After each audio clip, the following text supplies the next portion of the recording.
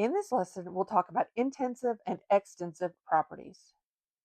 In addition to talking about substance having physical and chemical properties, we can also talk about intensive and extensive properties. And the distinguishing factor between these two is whether it depends on the amount of matter. So if something is an intensive property, it doesn't matter how much we have, that property stays the same.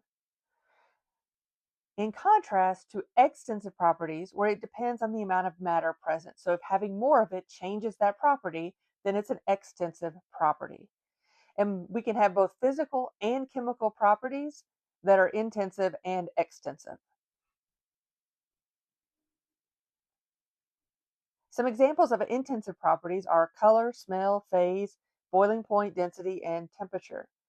So it doesn't matter whether I'm boiling a cup of water or a gallon of water, the boiling point is going to be the same. Doesn't matter how much I have.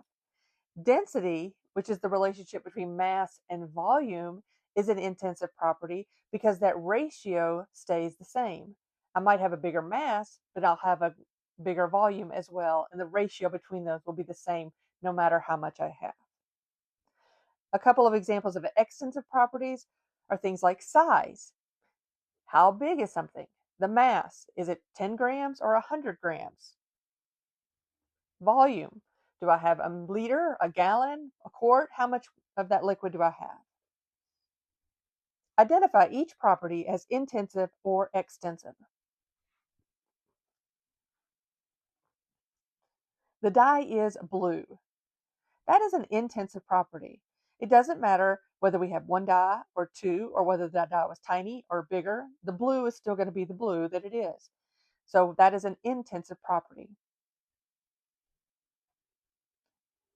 The dye has a mass of 3.2 grams. This would be an extensive property. If I had a bigger or smaller dye, the mass would be different. So it depends on how much I have.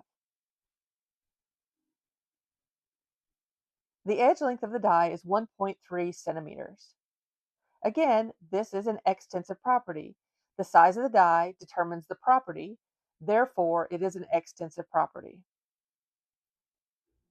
The density of the die is 1.1 grams per cubic centimeter. And this is an example of an intensive property. Notice we're not talking about just the mass or just the volume of the die. What we're talking about is the density, that mass to volume ratio. And for a substance, that mass to volume ratio will always be the same regardless of how much of the material we have.